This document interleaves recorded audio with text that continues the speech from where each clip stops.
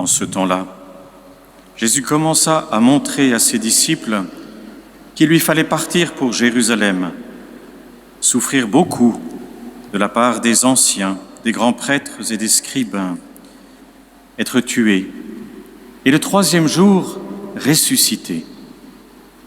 Pierre, le prenant à part, se mit à lui faire de vifs reproches. « Dieu t'en garde, Seigneur, cela ne t'arrivera pas. » Mais lui, se retournant, dit à Pierre, « Passe derrière moi, Satan. Tu es pour moi une occasion de chute. Tes pensées ne sont pas celles de Dieu, mais celles des hommes. » Alors Jésus dit à ses disciples, « Si quelqu'un veut marcher à ma suite, qu'il renonce à lui-même, qu'il prenne sa croix et qu'il me suive. Car celui qui veut sauver sa vie la perdra, mais qui perd sa vie à cause de moi la trouvera. Quel avantage en effet un homme aura-t-il à gagner le monde entier, si c'est au prix de sa vie? Et que pourra-t-il donner en échange de sa vie? Car le Fils de l'homme va venir avec ses anges dans la gloire de son Père, alors il rendra à chacun selon sa conduite. » Acclamons la parole de Dieu. Louange à toi, Seigneur Jésus.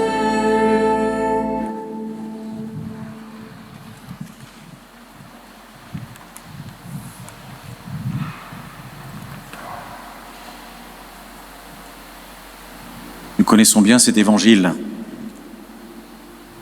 qui facilement nous fait frémir. Pourtant, dans le reproche que Jésus fait à Pierre, dans ces 4 mots, « passe derrière moi, Satan », si on se concentre sur les 3 premiers, on comprend bien, on comprend même tout de suite le sens de ce reproche que Jésus fait à Pierre, qui veut empêcher le Christ d'aller vers ce mystère de souffrance. Il lui dit « passe derrière moi ». Le maître qui demande à son disciple de passer derrière lui. Quoi de plus normal? Passe derrière moi. L'espace d'un instant, c'est comme si Pierre s'était mis devant le Christ. En voulant lui faire la leçon, c'est comme s'il avait quelque part pris sa place. Passe derrière moi. C'est-à-dire, reprends ta juste place de disciple. Je suis en train de t'enseigner, de t'apprendre quelque chose qui est plus grand que toi, qui est beaucoup plus grand que toi. Ce qui est difficile pour nous dans l'Évangile, c'est que Jésus nous montre de façon explicite ce mystère de souffrance comme un passage vers la vie. Pourtant, nous le savons bien, un homme, une femme, vaut ce qu'il est capable de souffrir. Si on n'est pas capable de renoncer à quoi que ce soit, par amour de ses proches, de sa famille, de son époux, de ses enfants, si on n'est pas capable de se renoncer pour son travail, on est une loque, on n'est rien, on est peu de choses. Renoncer à soi-même, souffrir par conséquent, pâtir, c'est au cœur de la vie humaine. Apprendre à se discipliner, comme on le disait autrefois, apprendre une manière de vivre qui est plus sobre pour nous permettre de rejoindre le but que nous nous sommes fixés, c'est tout simplement normal. Et quand on écoute ce langage de la vie, bien sûr que la souffrance, non pas d'abord comme quelque chose d'accablant, mais comme quelque chose que l'on affronte sereinement, calmement, fait partie de la vie. Elle se décline de 1001 façons, parce que finalement, souvent quand on pense souffrance, on pense d'abord souffrance impossible, souffrance que l'on ne peut pas accepter. Or, la vie est faite d'une multitude de petites souffrances que nous acceptons au quotidien, et plus nous apprenons à les vivre avec avec souplesse d'une part, mais aussi en y faisant face et en apprenant à les regarder autrement. Plus on apprend justement à être plus fort, à ne pas se laisser écraser. On le dit parfois de façon assez commune, quand on dit « ne regardons pas le verre à moitié plein, mais le verre à moitié vide ». Il y a une multitude de souffrances au quotidien qui souvent nous accablent parce que nous n'allons pas au-devant de la souffrance, parce que nous n'acceptons plus aujourd'hui de devenir forts. On est tellement marqué par une société ludique qui prône à temps et à contre-temps le laisser-aller, le plaisir, juste par un clic ou à bas prix, qu'on a perdu ce sens profond de la vie qui a besoin que l'on soit conquérant, qui a besoin que l'on soit fort. Alors, on n'est pas des héros. Aucun d'entre nous n'est un héros. Du reste, accepter la souffrance, ce n'est pas être un héros, c'est beaucoup plutôt reconnaître, avec le Christ et dans le Christ, que nous avons besoin de lui, c'est nous appuyer sur lui, pour être vainqueurs grâce à lui. Mais la souffrance fait partie de la vie humaine.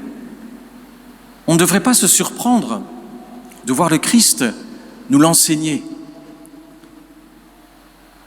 Elle est vraiment le passage vers la vie. Un homme qui ne sait pas souffrir, une femme qui ne sait pas souffrir, ne sait pas donner, ne sait pas se donner, ne sait pas être généreux dans la durée, dans le labeur, dans le temps. Parce que tout cela implique, d'une façon ou d'une autre, une forme de conquête sur les 1001 petites souffrances que l'on peut expérimenter au quotidien. Toutes ces petites nuisances que l'on peut laisser nous manger. Quand on les laisse nous manger, alors effectivement, quelque part, la mort vient s'installer dans notre vie. On devient râleur, on est toujours de mauvaise humeur, on est toujours en train de voir ce qui ne va pas. Quand on vient auprès du Christ, on vient lui demander cette force intérieure de l'amour qui nous rend conquérants. Conquérants sur la souffrance. Apprendre à nous confronter avec force à ce qui fait notre quotidien. Ne pas se laisser abattre, ne pas se laisser contaminer trop, ou plutôt se purifier de la contamination ambiante qui voudrait que tout soit simple, facile, et où il n'y ait pas ces efforts sur soi, pourtant nécessaires. C'est pour ça que quand Jésus nous dit « Si quelqu'un veut marcher à ma suite, qu'il renonce à lui-même, qu'il prenne sa croix et qu'il me suive », il ne nous dit pas d'abord quelque chose d'original. Tout homme qui veut traverser la vie, tout homme qui veut aller vers la sagesse, tout homme qui veut aller vers le bonheur, tous les sages de tous les temps l'ont enseigné, doit apprendre à passer par la souffrance. Et pour nous, accepter ce mystère de souffrance, c'est accepter quelque chose qui nous dépasse. Accepter que nous sommes appelés à un dépassement de nous-mêmes. Pas de façon forcée, pas de façon extérieure, mais dans le Christ, avec lui, nous apprenons effectivement à venir des hommes et des femmes fortes pour que dans la grâce, nous puissions grandir et déployer petit à petit, grâce à une vie de prière, grâce aussi à une vie de sobre, une vie d'ascèse au sens large, apprendre à donner, apprendre à se donner, apprendre à donner de l'amour dans le temps, donner de l'amour dans la durée, de la bienveillance. Cela va exiger l'apprentissage de la vertu aussi, et donc de passer à travers la souffrance. Aussi, n'ayons pas peur de ce mot, de cette réalité, parce que d'abord, on est dedans. On est dedans. Il y a, et c'est normal, dans toute vie, il y a de 1001 façons, ces petites nuisances, toutes ces formes de souffrance, puis il y en a parfois de plus grandes. Mais c'est un seul et même mouvement qui souvent peut nous permettre de traverser la souffrance, ou au contraire, de la laisser nous engloutir, nous abattre, nous écraser. Et ce mouvement, pour nous, il se prend dans le Christ et avec le Christ. Dans chaque Eucharistie, nous venons ouvrir notre vie à Jésus, et lorsque il vient sur l'autel pour venir dans notre cœur habiter nos vies, Il veut bien sûr déverser les flots de sa consolation, de sa miséricorde, de sa tendresse pour nous. Et dans cet amour, il nous enseigne aussi la persévérance, la force, l'endurance qui sont nécessaires. Alors, reconnaissons humblement, comme Pierre, que nous avons un peu peur de cette souffrance, mais reconnaissons-le, dans le Christ et avec lui. C'est-à-dire, confions au Christ cette difficulté que nous avons, mais confions-le dans la foi, avec espérance, en disant, toi Seigneur, tu peux m'aider, tu peux me rejoindre, tu peux venir au plus intime de ce que je traverse, et tu peux habiter cette souffrance qui est en moi, tu peux m'aider à la transformer, à la regarder autrement. Oui, tu es capable, par le mystère de ta passion, de ta mort et de ta résurrection, par ce mystère de ton Eucharistie, de ta présence eucharistique, par ce mystère de communion dans la messe, tu es capable de me rejoindre jusque-là et de me remettre debout, de m'aider à me relever sans cesse de tous ces moments où, face à la vie, je peux avoir tendance, et chacun de nous, nous avons cette tendance à nous laisser abattre. C'est important d'apprendre à demander au Christ de devenir de plus en plus, en lui, par lui, des hommes et des femmes fortes, capables de porter leur vie, celle des autres autour d'eux, que ça soit dans la vie familiale, que ça soit dans le travail, que ça soit dans la vie de société. Demandons cette grâce de devenir plus forts, de ne pas avoir peur et de nous confronter aux difficultés de la vie en Christ, avec lui.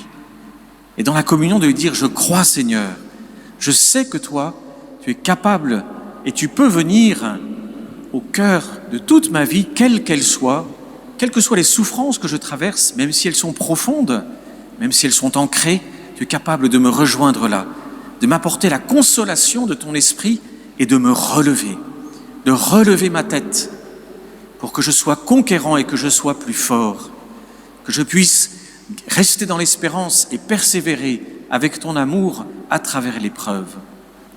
Alors demandons cette grâce aujourd'hui à Jésus dans l'Eucharistie, demandons-lui cette grâce, alors même que nous lui reconnaissons, bien sûr, la difficulté que nous avons de faire face à ce mystère de souffrance. Demandons-lui de l'accueillir dans ce mystère de souffrance, sans râler ou en râlant un peu moins, sans le rejeter, en essayant de le faire un peu moins, sans trop, sans prendre à Dieu, parce que c'est de l'orgueil, mais d'accepter quelque chose qui certes nous dépasse, mais dont nous savons en Christ que nous pouvons le transformer pour aller vers la vie.